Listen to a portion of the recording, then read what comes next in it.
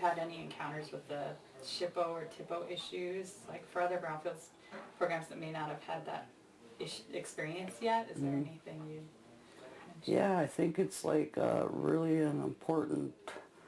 The Lodgepole Hall was listed as in the National Registry of Historic Places, and since it's a historic building, there you have to like comply with the state historic preservation office, or if you have a cultural or tribal historic preservation office, you need to comply with that to make sure that all their guidelines are followed, and that took some time.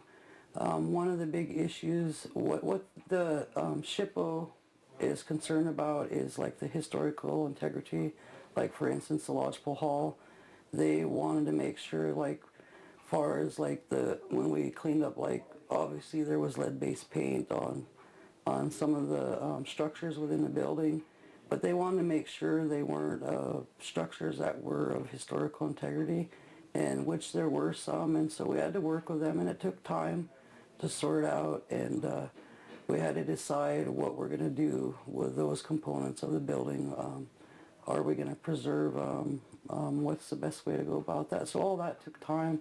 So I think it is really important to work with your historic preservation office to make sure that you have all your ducks covered, so that something, you know, you want to make sure you follow through with those requirements, which are it's written right into the Brownsville, like the terms and conditions, Endangered Species Act, Historic Preservation Clean Water Act. You got to comply with all of those. So